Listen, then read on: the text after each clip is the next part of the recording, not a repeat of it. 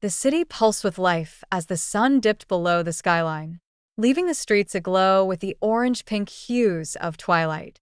The crowds moved quickly, faces set, eyes flickering from one illuminated storefront to the next. The soundscape was a symphony of honking horns, distant conversations, and the rhythmic clatter of footsteps against the pavement. In the heart of it all, at the corner of Broad and Main, stood a boy whose voice seemed impossibly pure against the city's ceaseless din.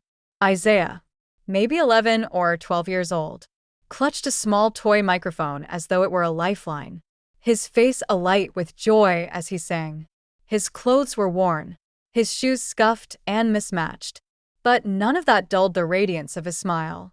People passed by without a glance, their hurried strides a testament to the city's indifference.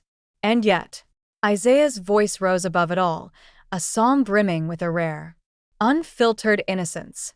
Miriam couldn't say what it was that made her pause, her heels clicking to a stop on the concrete as she turned toward the sound. She stood there, oblivious to the crowd streaming around her. Something about the boy's voice tugged at her, gently yet insistently, like a half-remembered lullaby. She watched him, transfixed, as his song rose, filling the space between them. For a moment, the city's chaos faded, leaving only his voice. Beside her, Thomas glanced down at his watch, his expression hardening. "Miriam, we're late," he muttered, his eyes fixed on his phone. Notifications scrolled across the screen, reminders of the event they were already slipping behind schedule for. "It's just a kid singing, honey," he added dismissively, barely looking up. But Miriam barely heard him. Her gaze was fixed on Isaiah, on the easy joy that seemed to radiate from him despite his ragged clothes, his worn shoes. She felt something unfamiliar welling up inside her, a warmth she hadn't felt in years. Her hand unconsciously clutched her purse as she took a small step forward, her breath catching. "Do you hear him?" she murmured, almost to herself. Thomas finally looked up, sighing heavily. "Yes, Miriam, I hear him. Now, can we go?" His voice was edged with impatience, his stance rigid with the urgency of their social obligations. But Miriam couldn't move. She could feel Thomas's eyes on her, feel the tension building between them. But it didn't matter. The boy's voice had drawn her in, creating a bridge between them that felt sacred, as if she'd been invited into a hidden world, a world where joy was not about achievement, but simply existed, bright and unrestrained. She could see it in the way he closed his eyes, his face unguarded and open. He sang as if no one was watching, as if he was free. "Thomas," she whispered, her voice almost drowned out by the city's noise. "I need a moment." Thomas's brow furrowed in disbelief, his hand reaching for hers to pull her along. "Miriam, we don't have time for this," he hissed, his grip firm, his gaze steely. "We have somewhere to be." But she was already slipping out of his grasp, taking another step toward the boy. Thomas let out a sharp breath, but she barely noticed. Every step brought her closer to Isaiah, her heart pounding with something she couldn't quite name. Isaiah noticed her approach and paused, his gaze meeting hers with a bright, open curiosity. He smiled, lifting his microphone as though to welcome her. "Hi, lady," he called out, beaming. His voice, so full of unguarded innocence, reached through her defenses, tugging at the buried part of herself she hadn't dared to acknowledge in years. Miriam's lips curved into a gentle smile. "You have a beautiful voice," she said softly, her words barely audible over the hum of the street. Isaiah's face lit up at the compliment, his grin wide and unfiltered. "Thank you, lady," he replied, a note of pride in his tone. He held the toy microphone to his chest, almost as if he were holding a treasure. Behind her, she could feel Thomas's frustration boiling over, but she couldn't bring herself to care. Isaiah's simple joy, his unrestrained happiness, it was contagious. And suddenly, standing there in the cold, in the middle of the city's hustle and bustle, she felt the weight of her life pressed down on her. The years she'd spent building walls around herself to chase success and stability. She felt something inside her shift, like an old, forgotten memory surfacing. Thomas's voice cut through her thoughts like a blade, sharp and insistent.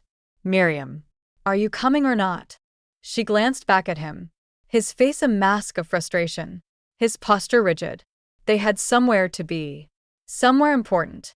A gala filled with influential people, promises of success and prosperity. But standing there, listening to Isaiah, that future felt strangely hollow. Turning back to Isaiah, she found herself answering with surprising firmness. "Go ahead, Thomas. I'll catch up."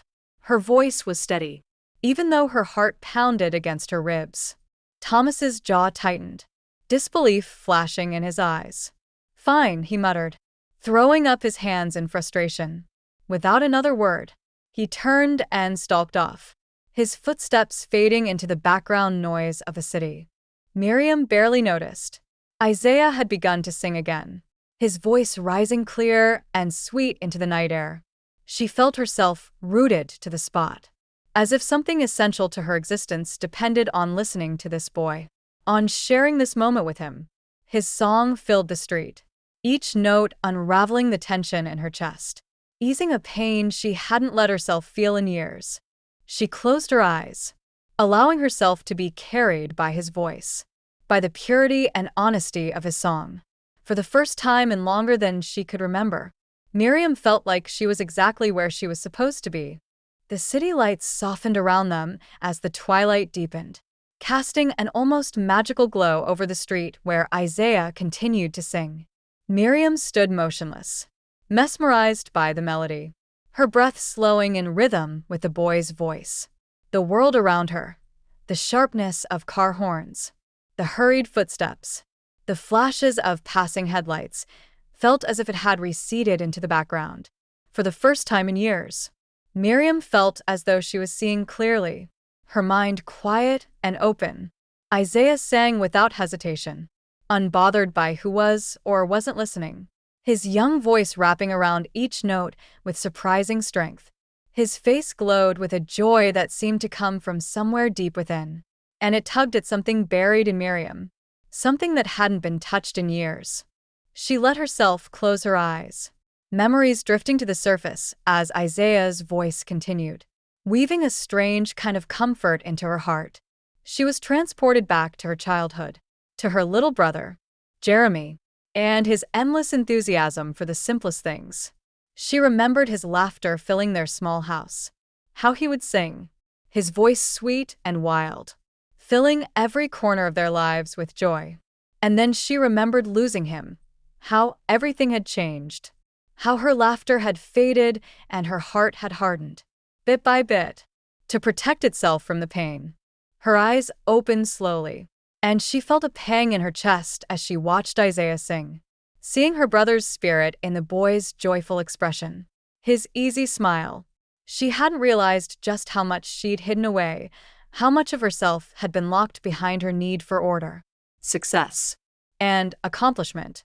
But tonight, standing there, she felt the walls she'd built so carefully begin to crack. "Miriam?"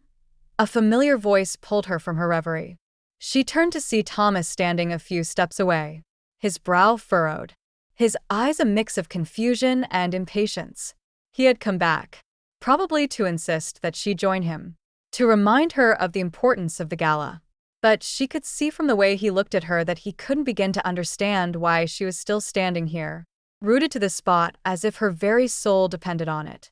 "Miriam," he said again, his voice sharper now. "What are you doing here? The event started 20 minutes ago." His gaze drifted back to Isaiah, his lips pressing into a thin line. "Why are you wasting time here?" The words stung, though she knew he didn't mean them to. She looked at Thomas, really looked at him, noticing for the first time how tightly he held himself, how his eyes were set with a kind of fierce determination that mirrored her own. This man was her husband, her partner in every way that counted.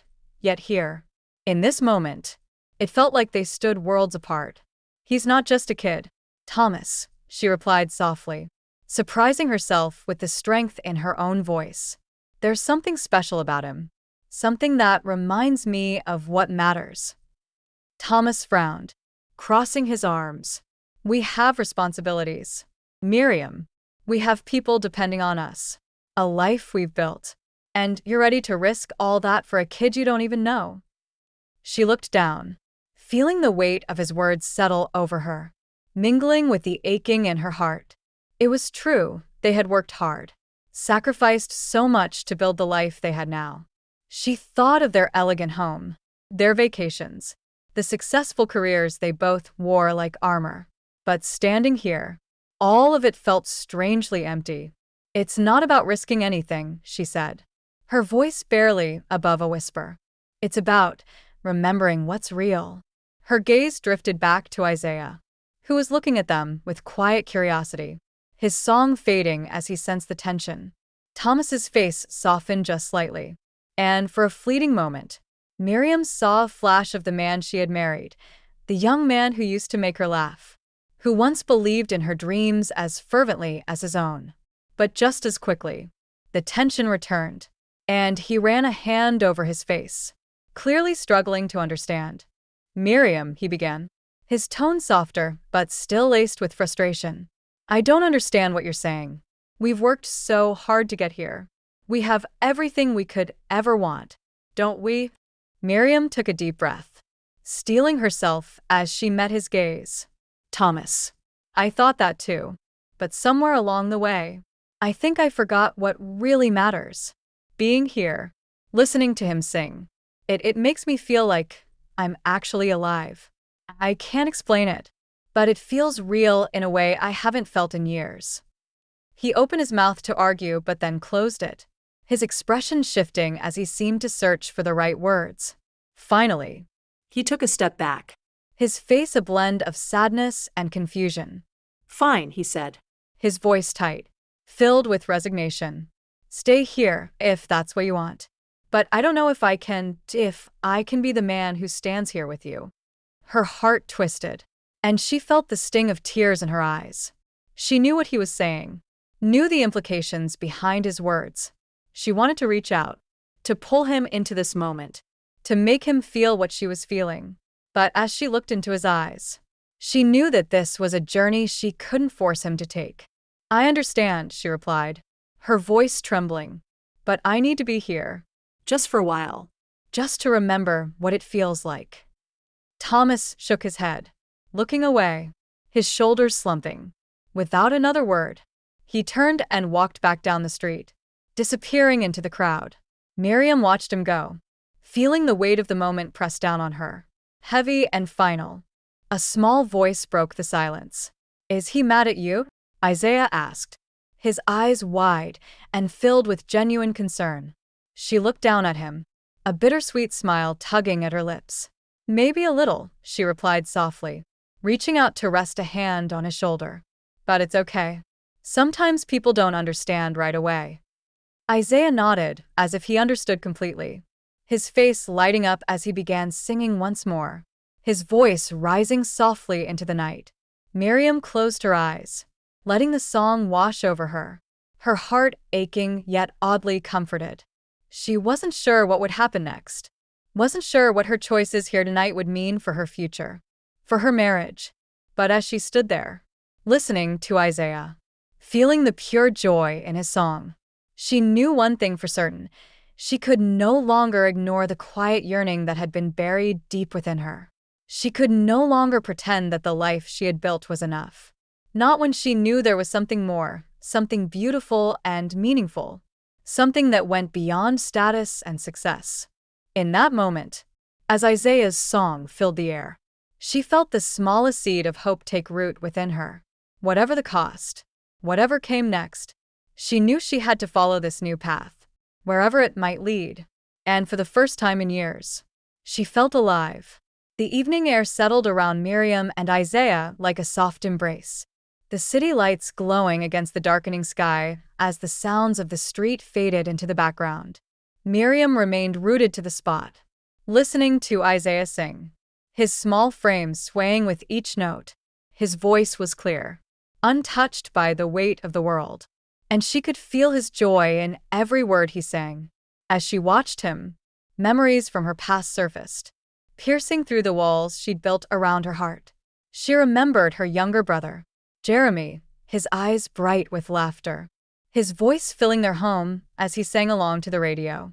Jeremy had been her light, a pure-hearted boy with boundless energy and a love for life that no one could dim. Losing him had left a void she had never been able to fill. And Over time, she'd buried that grief under a relentless drive for success. Standing here with Isaiah, she felt that loss all over again. Yet this time, it felt different. The ache was softer, mingled with a sense of peace she hadn't known in years. Isaiah glanced up at her, catching her gaze, and paused mid-song. "Are you okay, lady?" he asked, his voice laced with gentle concern. His wide eyes studied her, as if trying to understand why her face held both sadness and something close to wonder. Miriam smiled, though her throat was tight. "I'm okay, Isaiah," she replied, her voice barely above a whisper. "You just reminded me of someone very special to me." Isaiah's face softened, his eyes warm. "Someone who loved to sing, too." She nodded, unable to speak past the lump in her throat. She blinked away the tears that had gathered, unwilling to let herself fall apart in front of this boy. yet, As Isaiah looked at her with a knowing smile, she felt the need to let her guard down, to let herself feel everything she'd kept locked away. "Do you want me to sing a happy song for you?" Isaiah asked, his voice light but earnest, as though he was offering her a piece of his own happiness to carry. "Sometimes. My mama says that singing a happy song can help with sad feelings." Miriam's heart swelled at his innocence, at the purity of his offer. She felt her lips curve into a real smile, one that felt like it came from deep inside. "I'd like that, Isaiah," she said softly. "I think I could really use a happy song right now." Isaiah's face lit up, and he launched into a cheerful tune, his voice filling the quiet evening with an infectious joy. Miriam watched him, feeling the tightness in her chest loosen, feeling the years of grief and sorrow begin to dissolve in the warmth of his song. Each note seemed to lift a burden she hadn't even known she was carrying, each word reminding her of something she'd lost but now found flickering to life within her. for the first time, She felt truly at peace. As Isaiah continued to sing, she found herself laughing, a sound she hadn't heard from herself in so long that it surprised her. She clapped along with him, her hands moving to the beat as the two of them shared in a moment that felt like magic, like an oasis in the desert of her carefully constructed life. When the song ended, Isaiah looked up at her, his eyes shining with pride. "See, lady, I knew you could smile," he said. His own grin stretching from ear to ear. Miriam laughed, a sound filled with both joy and tears. "Thank you, Isaiah," she said, her voice thick with emotion. "You've reminded me of something I thought I'd lost forever." Isaiah tilted his head, studying her with a wisdom beyond his years. "Maybe you just needed someone to sing with," he offered, as though the answer were that simple. She nodded, feeling the truth in his words. In that moment, she knew that this boy had given her a gift she could never repay, a chance to feel again, to remember what it meant to be alive, to find joy even in the simplest of things. She wondered how many people had passed by this child, too caught up in their own lives to notice the light he carried. And she wondered, 2.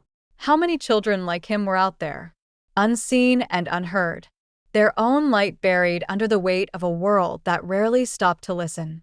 Taking a deep breath, Miriam reached into her purse, pulling out a few bills. She extended them to him, her hands trembling slightly. "Here, "Isaiah, this is for you." But Isaiah shook his head, his smile never faltering. "I don't need that, lady," he said simply, pushing her hand away. "I just like singing. It makes people happy. That's all I need."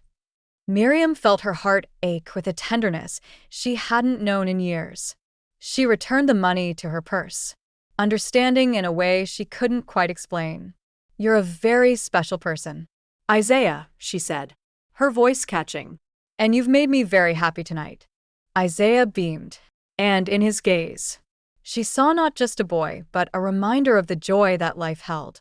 Even in its simplest moments, she saw her brother's spirit reflected in him, and, in that instant, she knew that she could no longer go back to the life she had lived before. Something had changed inside her, and she wasn't sure she wanted to ever let go of it. As the last notes of Isaiah's song echoed through the street, Miriam felt a peace settle over her, a peace that told her this moment would be with her forever. Whatever the future held, whatever choices lay ahead, she knew she was standing on the edge of something new, something beautiful, something she hadn't dared to hope for in so long. The city had not changed, the crowd still moved with their hurried pace, and the noise of traffic continued unabated. But Miriam felt lighter, Freer. as if she had shed a layer of armor she no longer needed. And as she stood there with Isaiah, her heart full and open, she felt like she had finally come home. As Miriam walked back to her apartment, the night felt cooler, quieter. The city lights gleamed around her, but her mind was still wrapped in the warmth of Isaiah's voice and the peace he had somehow placed in her heart. She felt as though she'd left one world and entered another, a world where small, precious moments mattered more than status or wealth. Each step brought her closer to her life with Thomas, and the reality of that life seemed to settle heavily on her shoulders.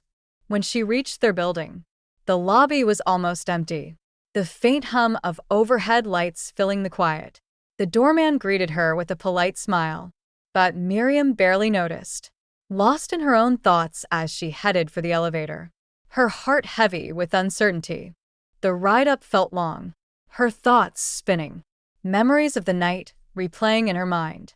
She thought of Thomas's face as he looked at her, his frustration and disbelief, his insistence that she let go of something so simple and return to the world they'd built, a world that now felt distant and disconnected from what really mattered.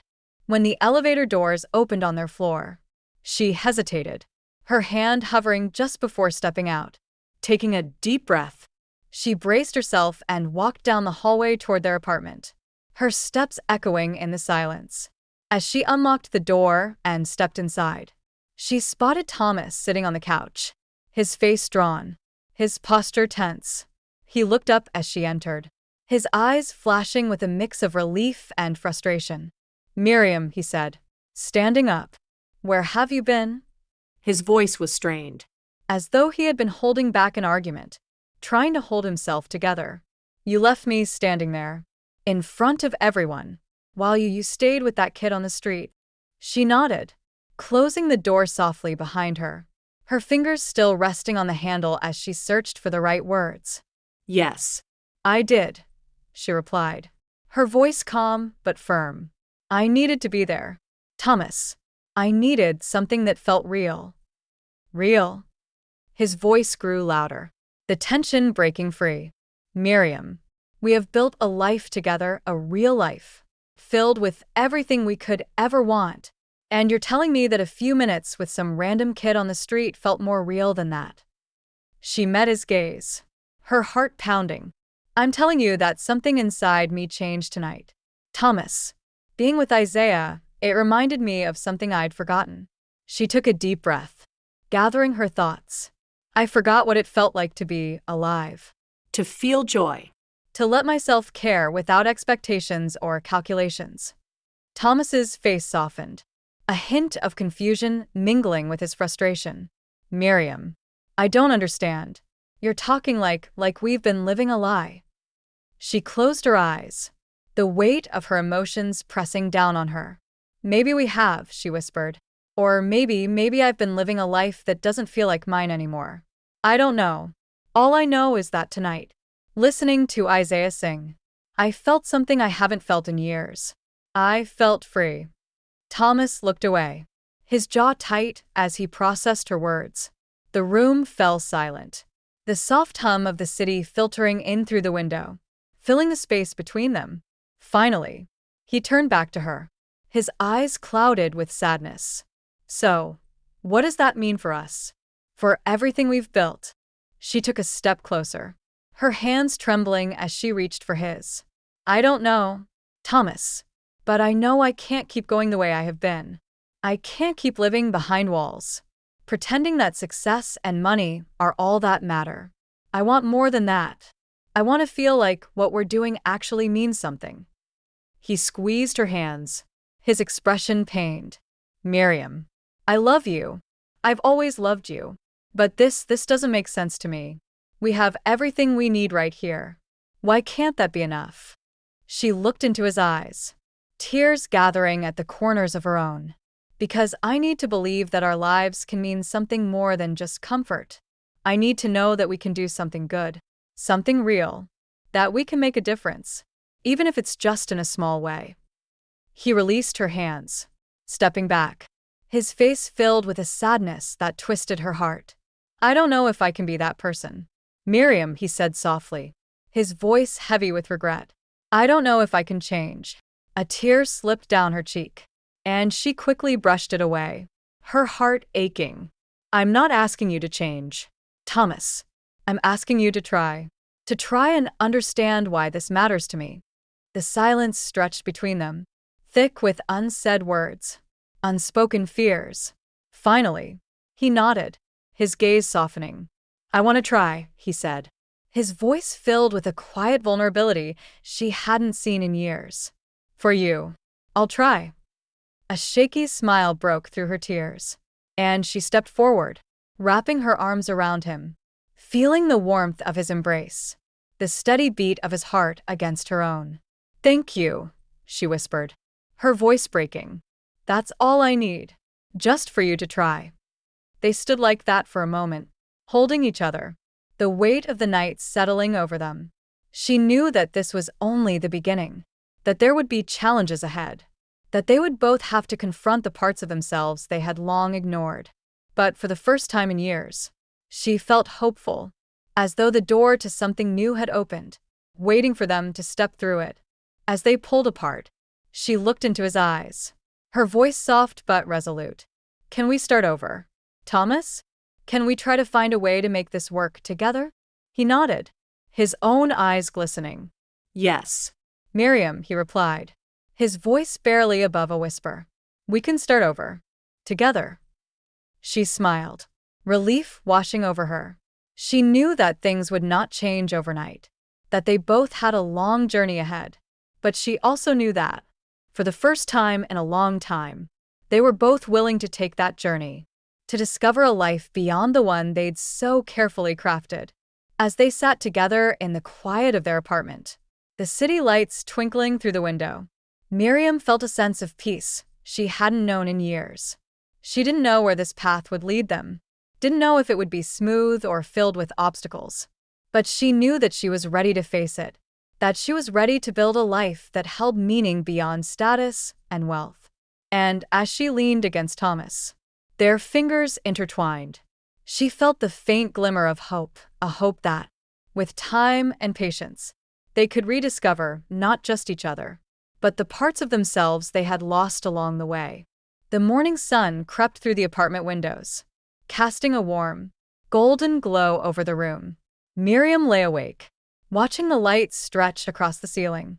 For the first time in a long while, she felt a sense of calm, as if the fractures within her had begun to heal. The air was thick with silence, a rare tranquility that felt both foreign and comforting. Beside her, Thomas stirred, his breathing deep and steady.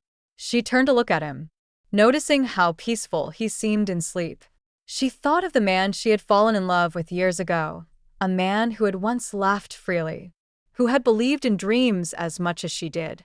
Somewhere along the way, life had hardened both of them, trapping them in the pursuit of achievement and prestige. But now, as she watched him, she felt a flicker of hope that maybe, just maybe, they could rediscover that part of themselves. With a soft smile, she slipped out of bed, wrapping herself in a cozy sweater before heading to the kitchen. She moved quietly, brewing a pot of coffee, the rich aroma filling the apartment.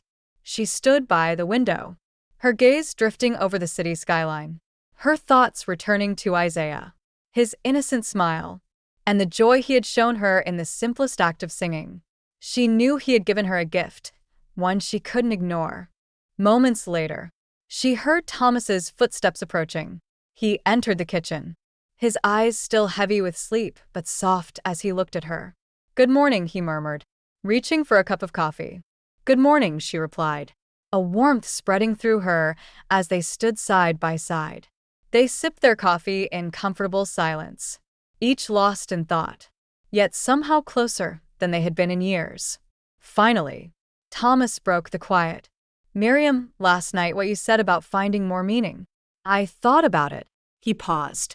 His gaze fixed on his coffee cup. "And I think you're right. I think I've been so focused on what I thought mattered that I forgot to ask myself if it actually did." She looked up at him, her heart swelling with both relief and gratitude. "Thomas, that means so much to me. I don't have all the answers yet, But I know I want to live a life that feels fuller. And I want us to do it together." He nodded, his eyes meeting hers with a new resolve. "Then we will. We'll figure it out, step by step." He took a deep breath, his gaze drifting out the window. "I keep thinking about that boy, Isaiah, and how he seemed so happy. It's strange, isn't it? How someone with so little can radiate so much joy." Miriam smiled, feeling the weight of his words. "That's what touched me. It reminded me of what really matters. I want us to try to make a difference, Thomas, even if it's just in small ways, to help people who need it, who deserve a chance to feel seen and valued." He nodded, his face softening as he took her hand, squeezing it gently. "Then let's start by finding a way to support kids like Isaiah. Maybe there's something we can do, volunteer work, donations, something that will make a real difference." A surge of gratitude and love filled Miriam's heart, and she felt her eyes welling up. This was the man she had fallen in love with, the man who, when pushed, would open his heart for her, even when he didn't fully understand. "I love you," she whispered, her voice breaking with emotion. "Thank you for being willing to try." He pulled her into his arms, holding her close. "I love you too," he murmured against her hair. "And I'll always try. For you. For us." They stayed there, wrapped in each other's embrace, the silence around them filled with unspoken promises. When they finally pulled apart, Miriam felt lighter, as if the weight she'd been carrying for years had been lifted. She knew this was only the beginning, but it was a beginning she felt ready to embrace. Later that day, they decided to take a walk together, a simple act, yet one they hadn't done in years. The sun shone brightly as they strolled through the city streets. Hand in hand, their steps unhurried, they passed by a park. And Miriam felt a strange sense of déjà vu as they saw children playing, their laughter ringing through the air. She thought of Isaiah again, of his laughter, his pure joy, and felt a warmth blossom in her chest. They sat on a bench, watching the world go by, letting the sun wash over them. Thomas glanced over, a hint of a smile playing on his lips. "I never thought I'd say this, but this feels good, just being here, with you, doing nothing." Miriam laughed softly, leaning her head on his shoulder. "It feels amazing," she replied, her heart full. Sometimes, we forget how beautiful these small moments can be.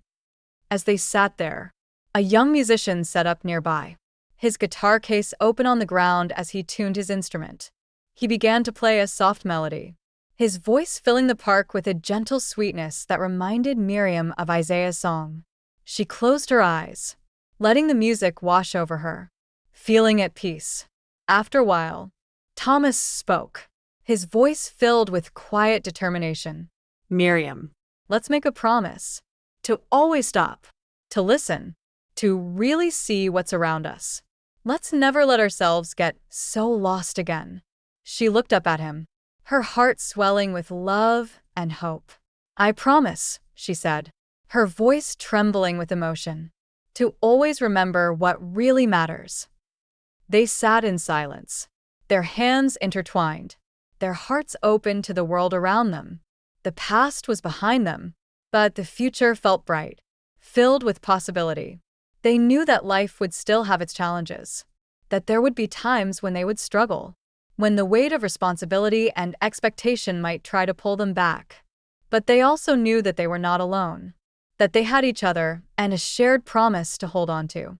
And as they sat there, Listening to the young musician's song, they felt ready to face whatever came next. Together, Miriam took a deep breath, a smile breaking through her tears. She didn't have all the answers, didn't know where this journey would lead them, but she knew one thing for certain. They were on the right path. They were stepping into a new chapter, one that was richer, fuller, and more meaningful than anything they had ever known. And as they walked back home, hand in hand, their hearts aligned, Miriam felt like she was finally where she was meant to be, on a path filled with purpose, love, and a newfound hope that had once seemed impossible.